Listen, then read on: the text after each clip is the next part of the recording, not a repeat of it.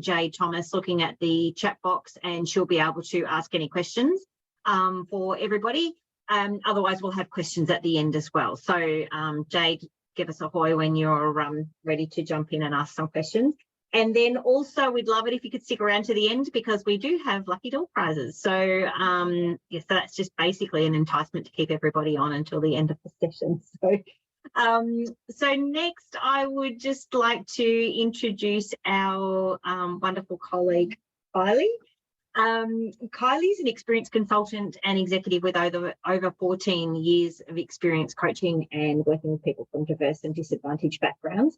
She's passionate about working with organisations to develop sustainable business strategies and foster workplace diversity, equity and inclusion, and psychological safety. Kylie has spent her career working to empower women, disengaged young people, people living with a disability, and people from culturally and racially marginalised backgrounds. Kylie's coached and consulted widely with clients across a variety of industries in Australia, US and UK, and has a passion for social justice and social impact.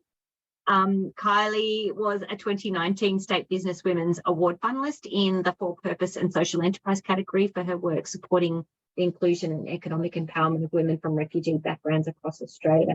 In March this year, Kylie was named one of the top 10 influential female entrepreneurs in the US, and last year her company Elevated Coaching and Consulting was an Australian state finalist in the Outstanding Startup category. Kylie's a regular keynote speaker and is a Harvard Business School graduate and accredited psychotherapist, emotional intelligence coach, NLP master practitioner, and a founding member of the International Strategic Psychotherapists Association. She's a master's qualification in human resources and leadership, and her first book will be published next month on emotional intelligence in leadership. And on top of all that, Kylie and her teams at Elevated Coaching and Consulting Global work with leaders and employees across the public, private and non-profit worlds to maximise social impact and achieve doing well by doing good. In addition to all of that, and way more importantly for us, she's our valued colleague and she's the lead for the New South Wales Collective. So I'd like to introduce our colleague, Kylie. Thanks, Leanne. That's so funny. Leanne asked me for a professional bio. I said, edit it as much as you want, and she read the whole thing. I didn't know what to cut out. Oh my God, I'm sitting here going, oh wow, these people are going to be, we're all going to be starting our dinner listening to my bio. Sorry, everybody. Thanks, Leanne. Before we kick off, I hope everybody's got their cups of tea or coffee. I've got, I think, my second or third cup of coffee today. But our colleagues on the West Coast, you're probably just getting started for the day. So hopefully you're not third cup of coffee in. So I'm joining you from Eora country, home of the Gadigal people, and I pay my respects to the traditional custodians of the land on which I work and live. And I'd also like to welcome any First Nations people joining us here today. So welcome everybody. I believe that we have over 100 wonderful women joining us today, which is brilliant. So lovely to see so many faces. So for the next hour or so, we're going to do a bit of a deep dive into mentoring and the importance of mentoring in the journey to success for women, and the benefits to both mentors and mentees, because there are lots of benefits to being a mentor, and we're going to unpack that a little bit today. Before we jump into all of that, I'd like to first speak about the Interwork Australia Collective Inspiring Women in Business initiative. So there we go. I'm just checking, making sure the slides are keeping up. Thanks, Carolyn. So a brief history of Collective. It was founded in Tasmania by Maz National in 2010. And our very own Kim Taylor, who is the state lead for Tassie, was very, very huge part of that. Then Maz formed a partnership with Mentorloop, which is the platform, the mentoring platform that we use here at Collective, and we will dig into that in a couple of slides. And then Collective expanded into South Australia, Western Australia, New South Wales, Victoria and Queensland. So huge growth. And last year, Collective actually became powered by Interwork. So moved away from Maz, and because it went national, was then powered by Interwork, with events held in all states and territories throughout this current year. So there's opportunities when we get to the end of the presentation today for you to use the QR code to check out all the events coming up in your local areas. So Interwork has a strong and genuine commitment to supporting, inspiring and empowering all women. And the purpose behind Collective is to empower women and advance careers through networking and professional development like mentoring through the Mentorloop platform. Our purpose is also to be a vehicle for women to be inspired and connect with other like-minded individuals. And if you've not been able to get along to any of the collective events yet in person, they're absolutely fabulous. Such great opportunities to network, chat to other women, have a bite of lunch, and share your own successes, stories, you know, the good, the bad, or the ugly of business and leadership, and just really connecting in with like-minded women. So there's a little stat on this slide that you'll see, and I've got some other stats as we move through this session, but 93% of employees say that they would stay longer at a company if they were offered opportunities to learn and grow, which makes complete sense. And we can talk about in a little while how you and your organisation might want to get involved in using Mentorloop and the platform, the Mentorloop platform, if you're thinking about developing and implementing a women's mentoring program in your organisation.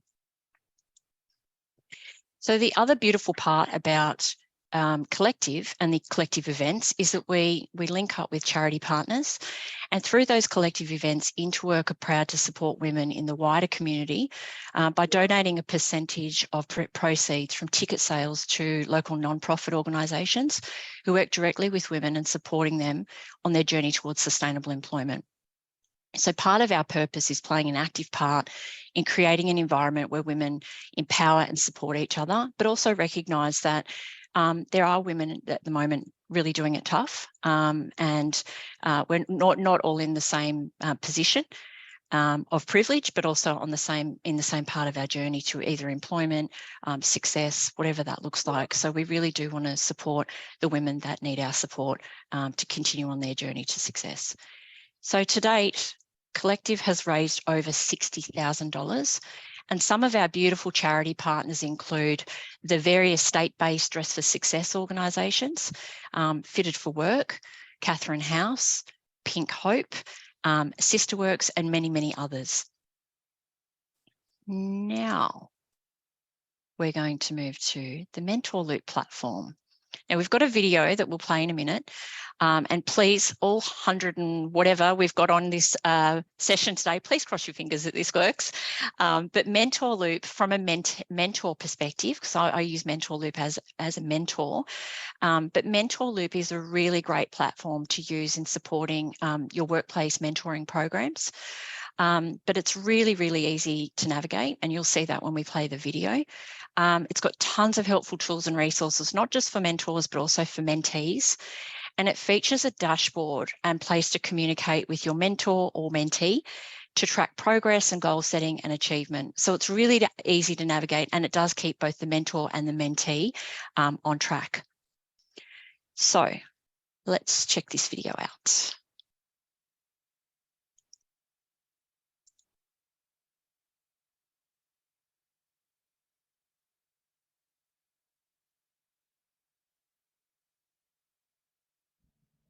Welcome to Mentorloop.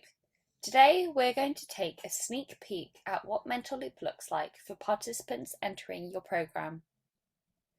Once participants have successfully registered by completing the sign-up form, they will land on their program dashboard, which is the home of their mentoring experience.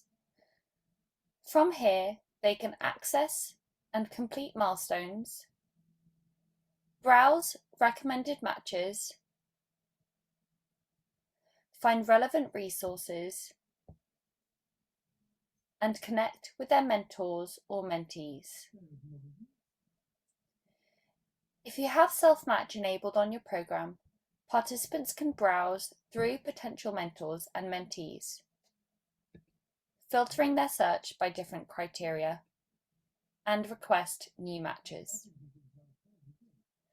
Whether participants have created their own matches or you, the program coordinator, have manually created them for them, they will enter a loop with their match.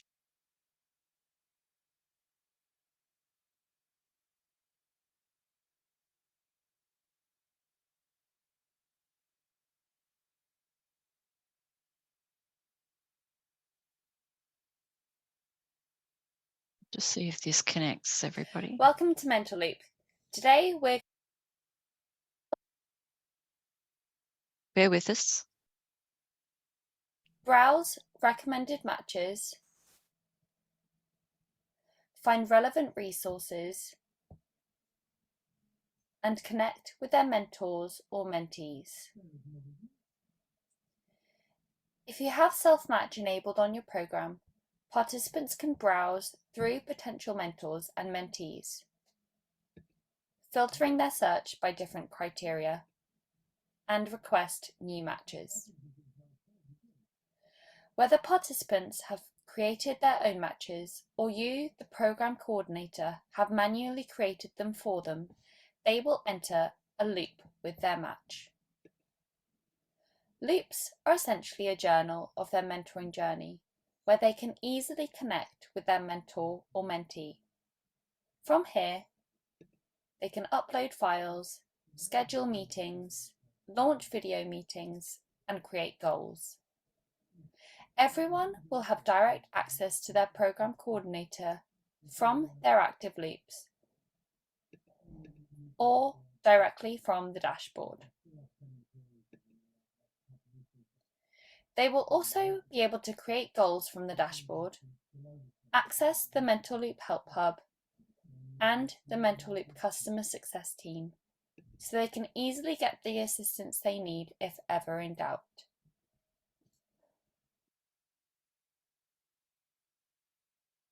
Awesome. It worked. Yay.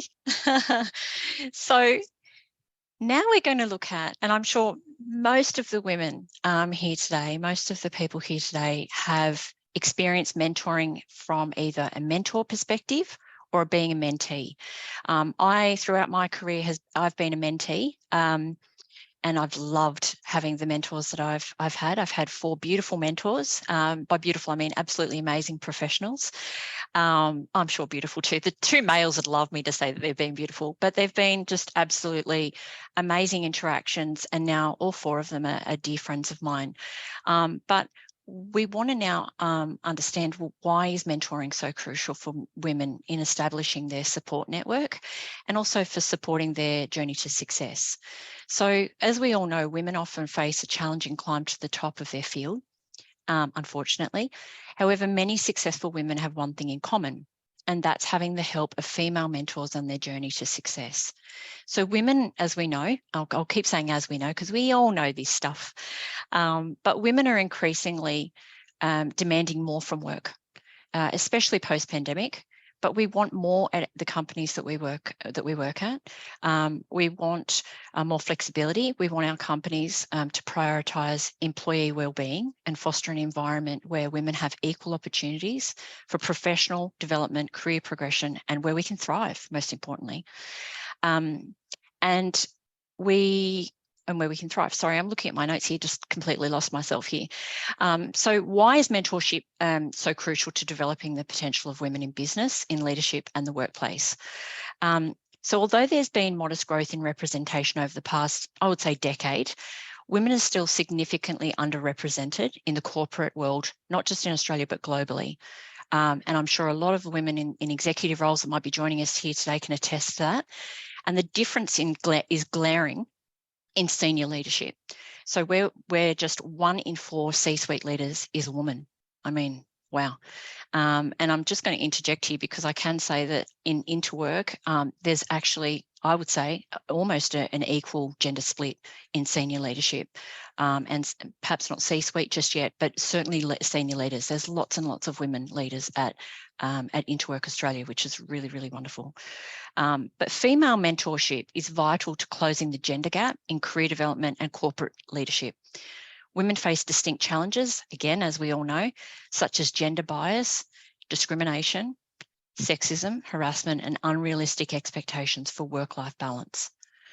So women leaders are more likely to have experienced these challenges and can serve as role models for other women in business, younger women, aspiring leaders, and other female employees.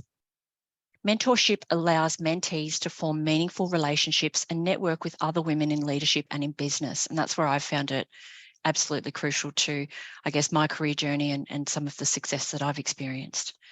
So building social capital becomes easier when a woman has a female role model to look up to, which I'm sure we can all agree with that. And I'm not sure if any of you have heard of something called the universal law of oneness. I actually just added this in today. I saw this pop up on something I was reading this morning. And so the universal law of oneness is the concept and belief that if you see someone doing it, it's literally your sign that you can do it too. And that's why having a mentor is so crucial. So what's in it for the mentor? For me, I've been a mentor for over 10 years, and I'll share a tiny bit about my experience as a mentor, I guess, and then ask anybody that wants to jump in and share their experiences as well. But I've been involved in different programs, mentoring young women in their final year of high school, aspiring female leaders, whether I was their leader at the time or not, women in business, so business mentoring, and also women in leadership. And for me, mentoring has always been a key part of my purpose in the work that I do, both as a leader and now as a coach and business owner. And so for me, it's always been about giving back. So paying it forward based on all the wonderful mentoring that I've received as a mentee, paying it forward and drawing on my previous experiences, challenges, mistakes, failures, and the career path that I ultimately took. And nothing, for me, nothing feels better than supporting other women on their journey to success, helping them to believe in themselves, because that's a huge, I guess, barrier for women, and also building their confidence and developing new skills and different perspectives. And when mentees have those breakthrough moments, as a mentor, it's absolutely magic. And I'm sure anybody on this session that's been a mentor before knows exactly what I'm talking about. So for me, if we don't share our lessons as mentors, our lessons learned, our journey, our challenges and our failures, not just always the success and the lovely glamorous stuff, we're really doing a disservice to other women who are where we once were. Being a mentor has also helped develop and refine my professional and personal skills. It's been incredibly enriching, both personally and professionally. But things like active listening, really refining and developing my emotional intelligence, but just huge growth across the board as a mentor and a mentee. So there's some of my, I guess, some of my sharing. But on the slide there, what's in it for the mentor? We've got providing advice to someone in need of guidance. So just giving back. We've all been the person that's been on the other end that needs support or guidance. So we know what it feels like. Feeling of altruism, so giving back, and the opportunity to hone leadership and management skills through mentoring. There's so many skills that you can develop as a mentor. And I absolutely encourage everybody to get involved in being a mentor at some point in your career. Now, I'm just going to throw out to the audience, because I've done tons of talking already. Is there anybody that may want to share their experience of being a mentor? Or are we all shy?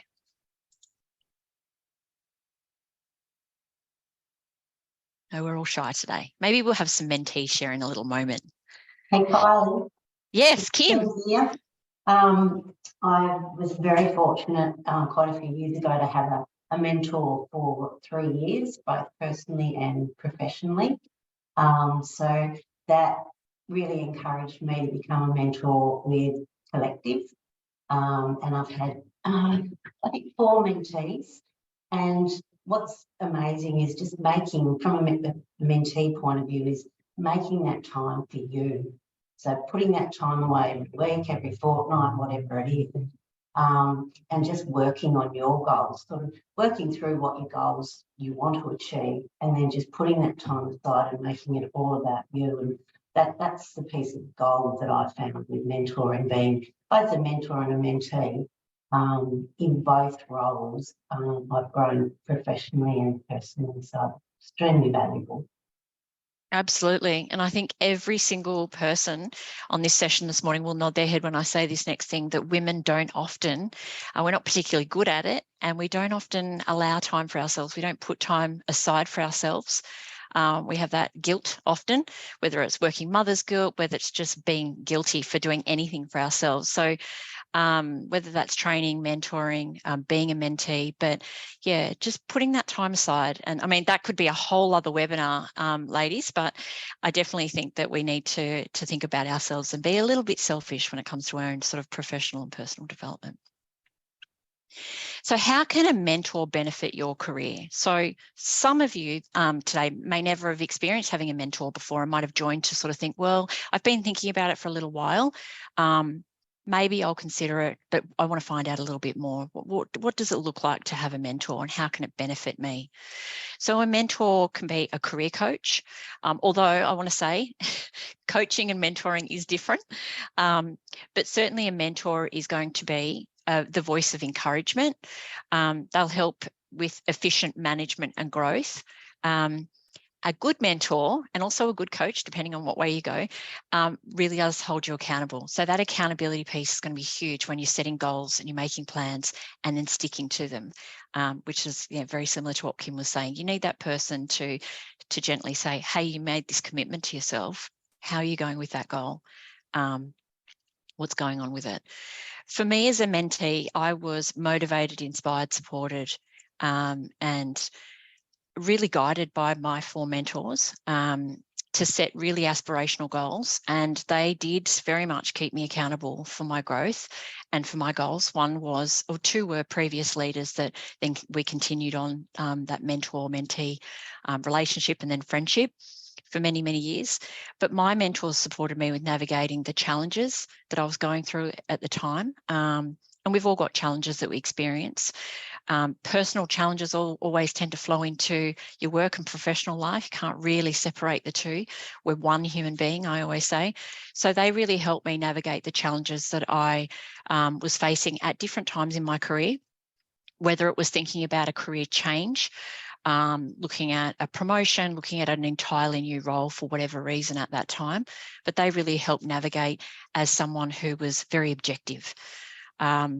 And they were very good at supporting me with setting very specific, or as we like to say, smart goals, and staying on track and planning for future success. So really kept me on track with my big future goals and aspirations. Now, I've just been distracted by somebody talking about NLP in the chat, which I'm extremely interested in, but we're not here to talk about NLP today. Maybe we can if we've got time at the end. But what I might do now is just hand over to, we've got some of our people in the group today that are attending that have been mentees or are current mentees, are perhaps also using the Mentorloop platform, which is really useful to hear from them.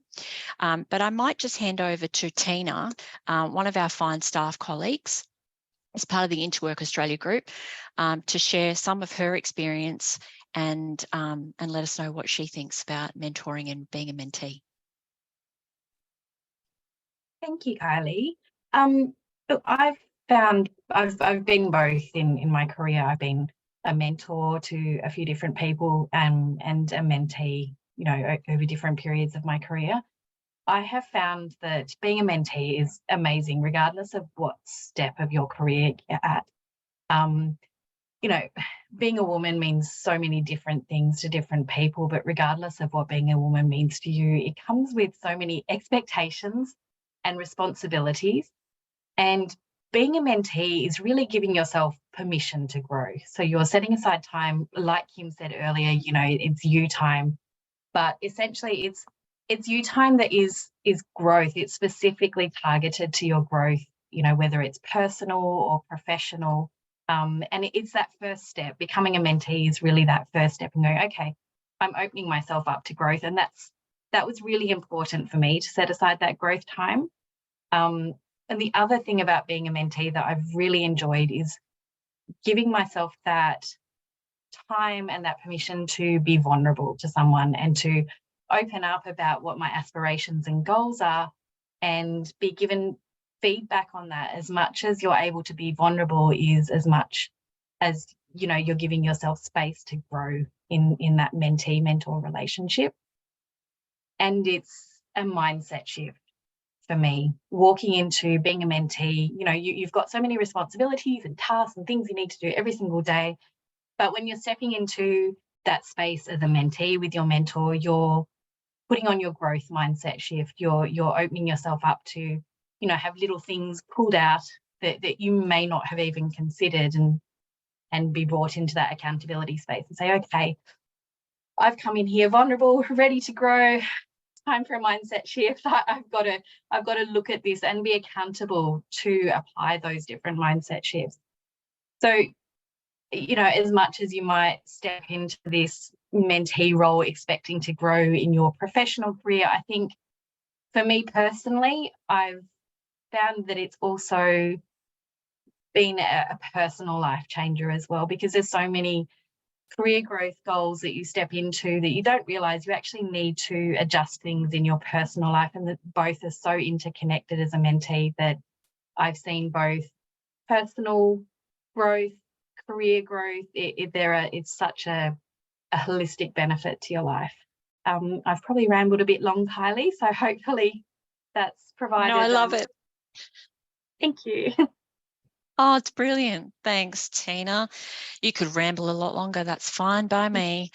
We love stories like that. And you're absolutely right. I think, like I said, you're one person, right? You can't split yourself. Tina and I've had this conversation before, I'm sure, where you bring your whole, like, I hate that saying, you bring your whole self to work, but we are one human being, and we can't sort of split ourselves down the middle and have just the personal and professional sides. We're one person. So when you're going through experiencing that growth and development, like you were saying, Tina, you're in your professional life or in your career, you're bound to feel it and see that growth and development and shift in your personal life too. So excellent. Thank you so much for sharing. Now, do we have Therese? Therese was joining us as well. Hi, everybody. Can you hear me? me? There you are. Hi. Hi, everybody. Hi, I'm Therese. I'm a pharmacist and a health coach. And I stumbled into Mentorloop when I was just doing a Google search. How can I find a mentor? And I actually reached out to 3 mentors. I reached out to 2 in the same industry as myself, and 1 who had a different skill set, someone who was running a business that was selling health products. And I thought, I wasn't quite sure, how this was going to work, whether we were a right fit or not. When I was overseas, I had my first experience with mentoring, and it just gave me an opportunity to learn from the mistake of others. Because, let's face it, we haven't got time to do all of it. So I thought I'm going to be transitioning from an employee, when you get regular paycheck, to becoming a health coach, which, if you've never heard of what a health coach is, it's a whole new profession in Australia, and it's user-based. So you're very much relying on results and clients. And I remember, going through my 3 mentors. And I think maybe a lesson for those of you who are considering a Mentorloop, it's okay to reach out to a couple, because sometimes it might not be the right fit. And out of the 3, 1 persisted and really was a life changing sort of like session for me. It was a game changer. Because I remember 2 weeks ago, I was in the pits of despair. I had no new clients, and I was thinking to myself, do I continue with this? Do I need to get a regular job? And Kylie sort of said, remember back, why are you doing this? And she had so much belief in myself that I felt, instead of listening to my self-doubt, that if somebody else believes in me, then I couldn't be, I couldn't give up that fast. And I think if I didn't have that mentoring, I probably would be in the pits of despair. I would be, I wouldn't have that positive mindset, which everybody says is what you require to be a successful entrepreneur. So I think because of my mentor, I am where I am at the moment. And we all know it's a whole journey of personal growth and development. And what the mentoring gave me was a safe space to show my limiting beliefs and my self-doubt, and somebody else to give me a more holistic perspective of the bigger picture. That yes, I might be feeling down at the moment, but it's just part of the journey. And I really believe in the saying that a rising tide lifts all ships, because with this experience, I feel truly inspired to be a mentor myself. So this domino effect that Kylie mentioned, she had 4 mentors and now she's giving back. I also feel like, once I become successful, I can do the same as well. Once you become successful, you mean, what do we need to reframe that, Therese? You can be a mentor now, I'm sure. You don't need to wait to be successful. But again, that's a whole other webinar, ladies, about how we reframe the things that we say to ourselves. Thank you so much. Is there anybody else who would like to share their experience as a mentee, like Tina and Therese? It's been it's really useful hearing from other women who have experienced or are current mentees, and what they're finding is really useful, things that perhaps they might change. Like Therese was saying, that getting that right fit with your mentor is absolutely crucial. And I know that from being a mentee myself as well, is that it's like a romantic relationship, except that without the romance, of course. But you need to have that trust and rapport, and you do need, as a mentor, to create that safe space for your mentee, because there is a lot of vulnerability usually that's shared, and that's really where the breakthrough moments I talked about come in. So yeah, don't be scared to reach out to a couple and just, you know, do a bit of a sense check and see which is the right fit for you. Alrighty, so advice for mentors. So very much admit what you don't know. So I always say to people wanting to be a mentor or a coach is that you cannot show up with an ego. It just won't work. And so admit what you don't know. We can't be everything to everyone. Active listening is really important. And like Therese and Tina said, that you as a mentor, you're a soundboard, you're a sounding board for your mentees. We don't know week to week what our mentees are experiencing in between when we see them, or fortnightly or monthly, whatever that frequency looks like, personally and professionally. So whatever they bring into those sessions, you need to be prepared for as a mentor, and be that sounding board, safe and calm space for them. Be prepared and follow up. So make sure that if you're going to be a mentor, you've got the time to actually dedicate to being a mentor and being there for your mentees, because sometimes it's silence and it's all calm, smooth sailing, and then other times your mentees are going through some tumultuous times where they just need a little bit of extra support, and it makes such a huge difference. And I know I experienced that with my mentors as well. And check in with your mentee as well. It's like leadership. You don't have a team, let them fly free, and just never touch base and check in with them. So really, again, make that, if you're making that time commitment to be a mentor, check in with your mentee, and you'll agree on what that frequency looks like, and come to an agreement about what works for both of you. So for me, it's about creating a safe space for you to build that trust and rapport and allow that vulnerability with your mentee. A big part of that as a mentor is being authentic. Yeah, we don't want to wear a mask into our mentoring sessions. You have to be authentic and vulnerable too, as much as you're comfortable being. And we all know that leadership and business ownership can be very lonely sometimes. I'm sure everybody that's either a business owner or in a leadership position will nod their head right now. It can be a really lonely time sometimes. So remaining engaged with your mentee is super important.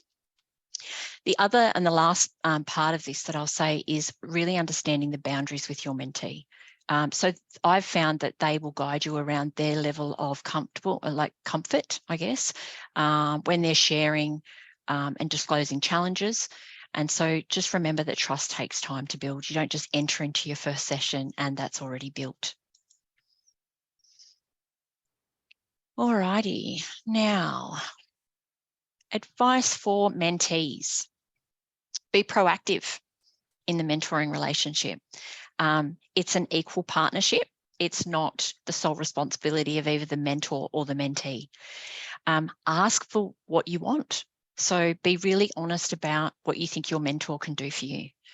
And be clear about where you want to develop, which is part of that vulnerability, right? Is just saying, coming into that first session or that interaction and that partnership, saying, this is where I think I need to develop some skills, or this is where I think there's room for improvement.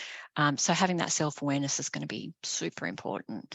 But my experience as a mentee when I was a leader was, super important. My mentors were all in positions that I aspired to be in. And so I think that that's really important when you're looking at a mentor, and also how comfortable you feel. There was a lot of respect, trust, safety, and rapport in my mentoring relationships, each of those relationships. And I felt as a mentee that I could be vulnerable and share the challenges that I was experiencing. But I was also really open to feedback about my strengths, unrealized strengths, or we like to call them unrealized strengths, weaknesses, areas for development or improvement. And there was no ego, which was really important. So I think as a mentee, it's important to be open-minded, leave your ego at the door as well as the mentor, be prepared to listen to advice and feedback and their experiences as well. Remember that you're engaging this particular mentor because they've got experience and skills and expertise that perhaps you really think could help you develop in particular areas. So I think they're just some of the things that I've learned both as a mentee and mentor. Now, mentoring tips. So this is advice for mentors and mentees. So be really clear on the purpose of why you're engaging with each other. So both parties benefit, but why did you make that decision? Especially if you're going to use the Mentorloop platform where you matched up. Why did you make the decision to engage with that particular mentor? Be really clear about what your expectations are and have a clear structure around that. So goals can be hard to create, but once you have a clear understanding of what you may need help with, goals will form. And that's where your planning and your goal setting will come from. And that's where the accountability piece will come in as well. But mentees and mentors need to drive the relationship equally, like I said before, and it'll put the mentor at ease, making it much easier to navigate, making the connection much easier to navigate if you're both meeting in the middle. I always say to my mentees and coaching clients that I can't want your success more than you do. And so, you know, you need to, as a mentee, want that as much as your mentor. They can't do for you, but they can certainly help guide you. So your mentor can't want the desired outcome more than what you do. So it's a genuine partnership. I'd also say set expectations early around how you will meet. So will you meet face-to-face? Will it be on the phone? What's sort of the email protocols? Are people, what's the availability of each of you? Or are you going to meet virtually like this on Zoom or Teams? How often or frequent you'd like to meet? So weekly, fortnightly, monthly, whatever it looks like. And what you're wanting to achieve and when. So having those SMART goals really set out. So there's some time frames there as well. And this will add structure and expectations and make it easy to be productive and have a clear understanding of how it'll all work. And then the last part is be proactive.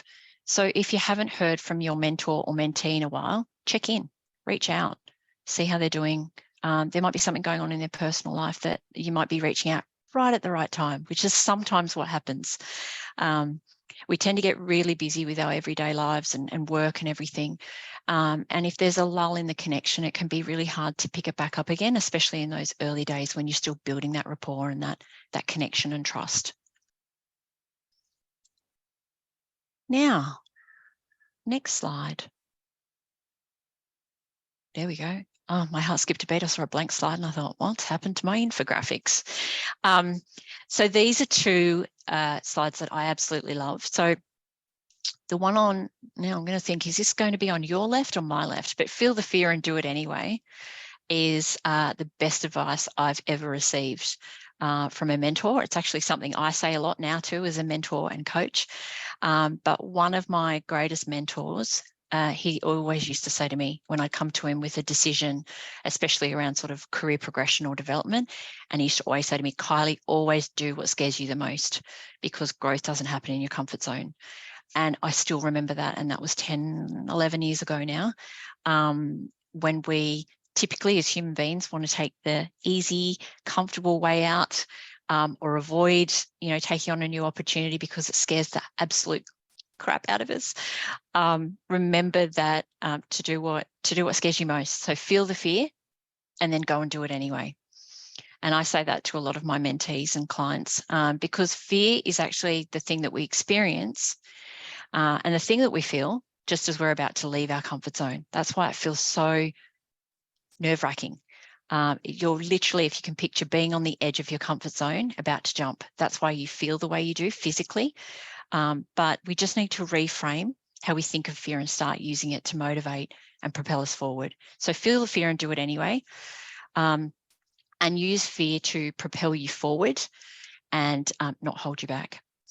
Now, the little stick figure creature there that says, should I give up? And then it's got that one moment that changes it all. I don't know how many times this has actually been my life. And I say to people, mentees, and coaching clients, that magic and success really does happen when you're brave enough to step outside your comfort zone and just take one more step in that right direction. So stay the course, keep doing what you're doing. And just remember that just as you're about to give up, it all feels too much. And Therese was really vulnerable before sharing that story that she did about, really feeling recently that she was just like, I think I might give up. This is too hard. Don't know if I'm on the right track. Just keep going. Unless your body tells you this is completely wrong, but just keep going, because typically just as you're about to give up, that's when you're going to experience that moment of success and magic. So I love those two little slides, and I did want to share that with all of the attendees here today.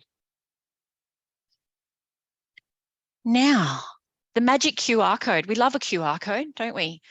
So if you'd like to join our mentoring program, now that you've seen a little bit of the Mentorloop platform and you've heard a little bit about the benefits to mentors and mentees, or you might be a leader joining us today who's been thinking about implementing or developing a mentoring program for your workplace and the women in your workplace, please check it out and use that wonderful QR code if you want to join our mentoring program.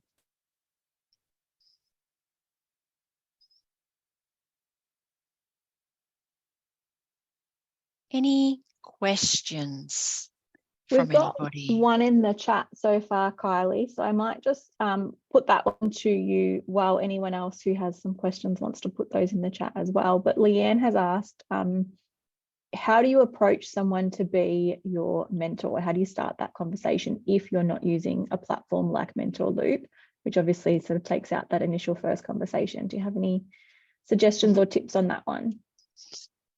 Well, my experience, two of them were my previous leaders, and we, put the QR code slide back up, please. Sorry. Thanks, Carolyn. I just saw that pop up. And so I approached them, and we didn't, a part of leadership, those leaders that were leading me at the time, part of leadership is more mentoring and coaching, right? Or good leaders anyway. But we didn't start the sort of more formal mentoring engagement until after I had left their leadership and the organisation that we're a part of. So I just reached out to them. I remember one woman who is actually really well known in sort of the space that we all play in the vocational education and training space. I said to her, would have been about 10 years ago now, how do I become like you? And she's very softly spoken, lovely, lovely woman. And she said to me, you don't become like someone else. Like, we can get you there, but you need to become, your own woman. And so we had that conversation. I was very comfortable just reaching out to my leaders at the time to say, hey, can you be my mentor? With the other two, one, my most recent mentor, Mark, who is amazing. He was actually a part of an organisation called the Nonprofit Alliance that I was a member of. So that was sort of different. I was linked up with Mark, and then absolutely loved his mentorship, and stay in touch with him even now. That sort of that mentoring, that formal mentoring component and relationship has ended. But I would say reach out to those people. So if it's somebody in your organisation, even, sometimes I get messages on LinkedIn. I don't know if those people, those women, usually women from a bar of soap, but they reach out and ask questions. And I think it's lovely. Like, there's never been a time that I haven't felt like responding or engaging or saying, absolutely, I'm happy to, whether it's here or in another country. So that's the beauty of, the virtual world that we live in. So I would say, feel the fear and do it anyway. Have the courage. Reach out to that person. You never know. We always assume, oh, she's too busy, she won't have time to mentor me. But often you're actually paying that person such a compliment to say, I think you're really amazing and I want to do what you're doing. how did you get there? Can you be my mentor? So that's what I would suggest. I love that, Kylie. And you touched on one point there, but our next question from Kim will get you to expand on that a little bit. Kim's just wanting to know, is it advisable for her as the managing director of the business to be mentoring her staff internally? What would you suggest with that? Yeah, I actually bumped into, locally where I live, I bumped into a lady the other day who I see all the time, and she disclosed that she's the Australian CEO for some company. You could tell I was listening at 5 a.m. But she was saying that she's actually getting her coaching accreditation because she said, all I do now, Kylie, is just coach my team. And I was like, all right, that's really interesting that you're going to get qualified to do that coaching piece better, to be more effective, even though I'm sure she's brilliant at that sort of coaching she does as part of her leadership role. But I would say, I don't think there's anything wrong with that. No, it's only if a very obvious conflict of interest arises that you think, oh, this might be sort of crossing a boundary or something like that. An example of that might be if you as the leader or the managing director was having performance-related conversations with someone that you're also mentoring. That can make it a little difficult because then essentially some of that trust and rapport might disappear. And by performance conversations, I mean more performance management.